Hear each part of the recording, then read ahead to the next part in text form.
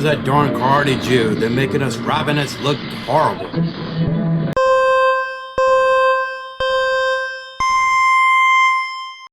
If you've enjoyed this program, please click like and subscribe.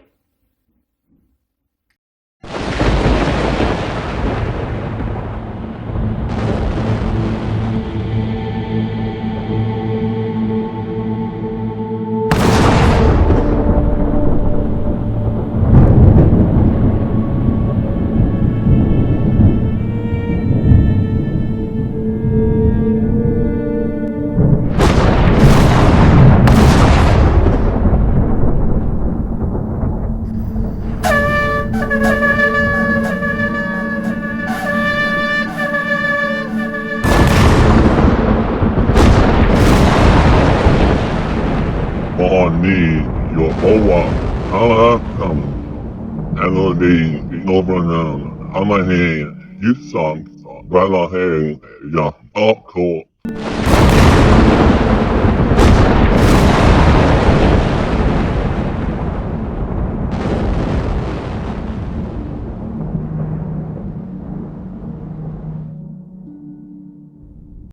Shalom.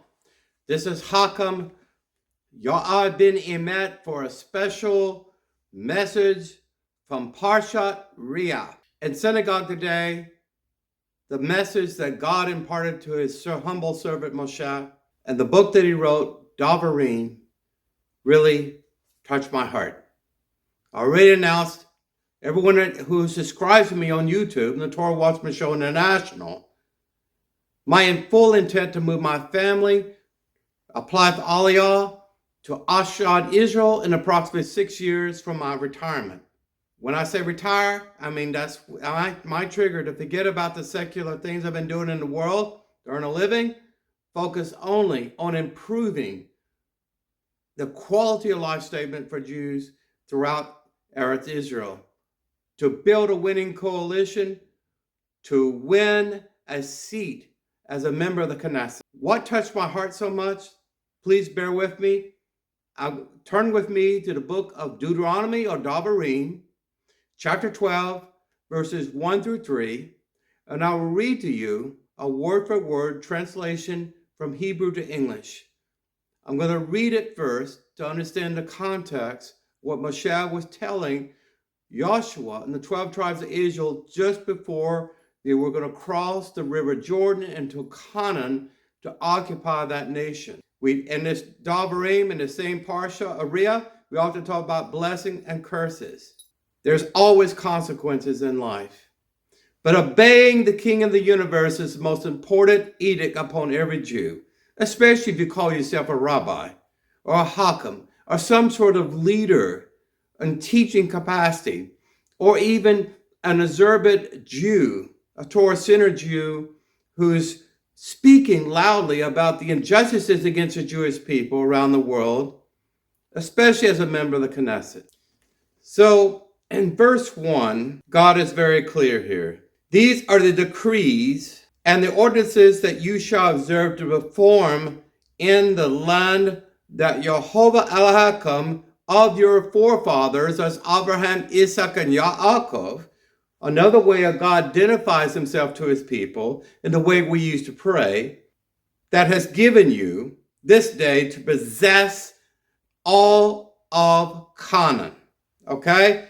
From the north to south, east and west, all that land stride. All the days that you live on the land of Eretz, of that land, you will keep God's holy ordinances and decrees. And the order comes from God to Moshe to Joshua as the commander of the armed forces of the 12 tribes of Israel. You will utterly destroy, that means completely annihilate, exterminate without any trace. Just like when Jericho fell, God said no one will ever build a city on that land again. You will utterly destroy all the places where the nations, and he's talking about the nation tribes, the national tribe of Canaan. You hear about the Hittites, the Pezerites, other tribes and isms in there. This is what God is talking about. You shall possess, worship their God. So in other words, if Canaan had anyone in that land that was worshiping any other God than the God of Israel, the supreme God who birthed creation in his place, who gave sentience to every human on the planet. If they worshiped other gods, if they used that land to raise the soil, to build trees around in some sort of ascended way, whether it's stacking stones, building a structure, whatever, this is what I'm talking about. On the high mountains of the hills, far and wide, no matter how high the mountain is, no matter how low the valley is, you will canvass the entire land. You will annihilate the Canaanites where they are. You will go to the places that they have worshipped other gods, namely in that time to idol worship, statues, figurines, rocks, and things of this nature. All the sacred trees, the hedges, and things of that nature will be cut and burned.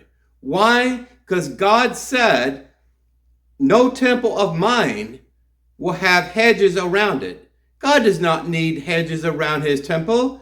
God does not need adornments or embellishments around his temple.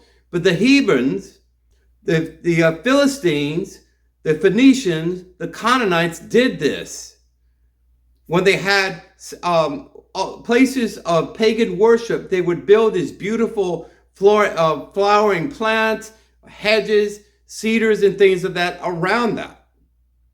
You will identify these pagan places from the one true temple that would be on Mount Moriah. It was initially set up in Shechem, for where the Mishkan and tabernacle would be temporally instantiated at that time when Joshua crossed the river Jordan. And we'll get to that later. That's an exception there, because that the Mishkan, the tabernacle, and later King Solomon's great temple on Mount Moriah in Jerusalem never had these hedges around it, because God said, I don't want a place of worship like the Canaanites. Now bear with me. You shall break apart their altars of worship.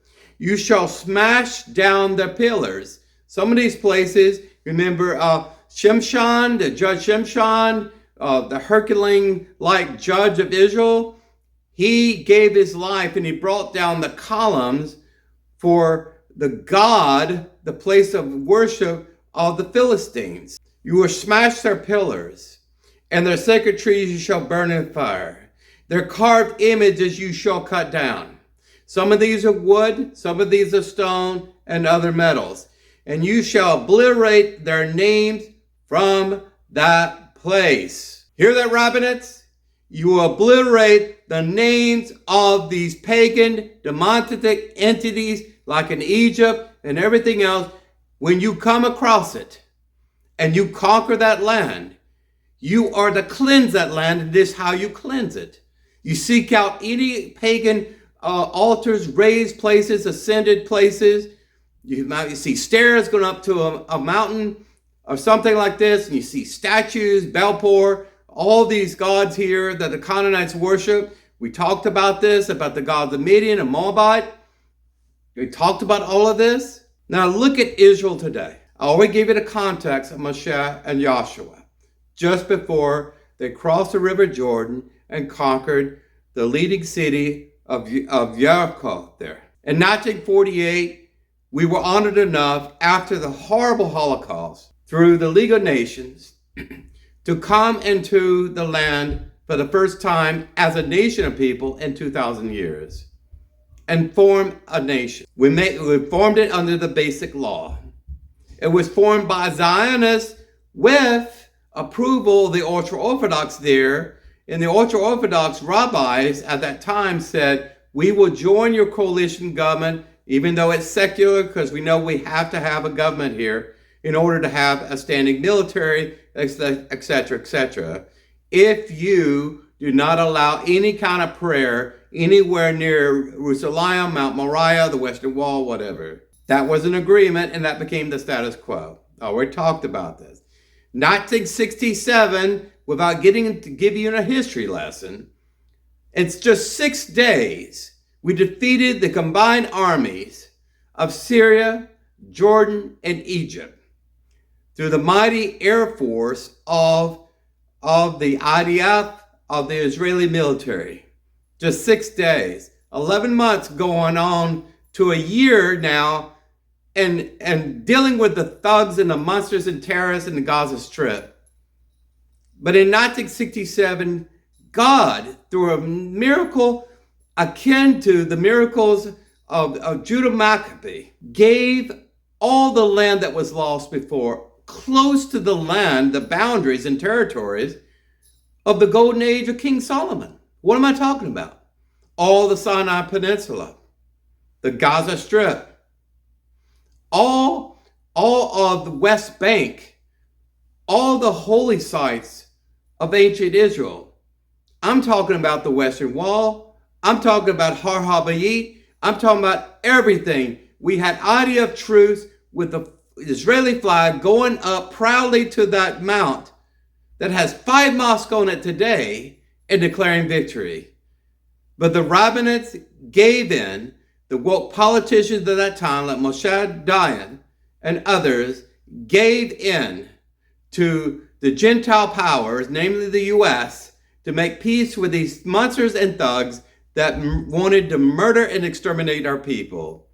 The end result, since 1948, and namely 1967, did we tear down any of these places of worship? I'm speaking to you, Christians. I'm speaking to the Vatican. You know the murderous rage of the Roman Emperor Hadrian. You know the Roman Catholic Church. You know the expulsion in 1492 in Spain, and expulsion of Jews in England by that king there in 1600. You know how the Christians treated the Jewish people. Martin Luther and John Calvin talked about burning synagogues. Talked about burning our Torahs and our Talmuds and our religious books. The anti-Semitism was vile and contemptible throughout the Middle Ages, throughout the Common Era, going up to 1600 at the very least. What did we do? We did not close the doors, the Holy Sepulchre or whatever of Jesus, or the so-called nativity area, or so-called tomb of Jesus, or all these things. We actually gave a quarter of Jerusalem to the Christians, the Armenians, and other people there. We should have closed doors in all those places as historical sites and said, for tourism only, you can, like a museum, you can visit this place. You will not worship or pray in those areas because it's forbidden in the Torah. It's not forbidden by Moses or Joshua, even your humble servant, Hakam Yah ben-Emmett. It's forbidden by God. He said, when you conquer the land, you are to wipe the landslide of this paganism completely. So the soil, like quantum entanglement, I always talked about the spiritual aspect of the land to be cleansed. To be cleansed. A Levite cannot walk across land that's not clean, that's full of dead bodies, much less even go to a place where you have statues of Mary, statues of patron saints, statues of angels. This is all forbidden. It was forbidden 3,500 years ago. It was forbidden 2,000 years ago. It was forbidden in 1948, and it was forbidden in 1967. But what did we do? We capitulated. We compromised the word of God. We said we didn't want a religious government. I don't want a religious government either. I want a black and white truth government based on facts and history and research and proofs there. That God is God, and he is sanctified in his word. He instantiated life on this planet, and he chose the children of Israel not to be compromisers and 50 shades of gray of human choices, but to cleanse the land. As an MK, a member of Knesset, I will ban missionaries in Israel. Yes, I will ban it. I will ban the construction of any more churches. I will not renew the leases on any other places of worship where there's a mosque or church or a Buddhist temple or anything else in Israel. If it's historical, UNESCO, the controlled by anti-Semites, UN, whatever, I will close those doors and make them historical sites.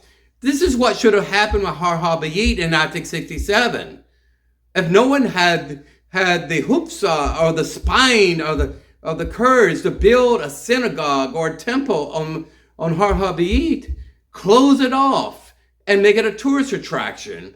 But now Muslims worship Allah, and there are many, many different ways and opinions, interpretations of the Quran, with 5 mosques on Temple Mount, and we don't have one synagogue there. Even though rabbis, the Temple Institute, has been talking about this, it said the chief rabbinate would make this decision ultimately.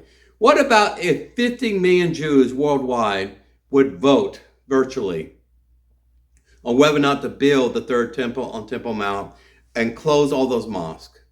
Bulldoze it. Bulldoze it. You're going to wait on Mashiach to tell you, stop being stupid. This is what you should have done thousands of years ago. The reason why this meant so much today is because the videos I've watched recently, Rabbi Tovia Singer talking about the missionary threat to Israel, Ethiopian, South Korean, Jews for Jesus, all this stuff. They have a large buildings as big as any synagogue in Jerusalem that worships the man God Jesus, the Trinitarian Godhead. This is insane. It's an abomination. Whether they say they believe in the God of Moses or not, you cannot put anything on the face of God as taking his name in vain. And this is all this Jew has to say about this. Please read this. Please vet and fact check me. Go to Deuteronomy chapter 12, verses 1 through 3, and be enlightened. This is my Chumash, and I take this to synagogue every single Sabbath. I wish you well with lots of love. Hakab Yah, Ben-Emmett, signing out to the next time. Shalom Aleichem. Take care and peace.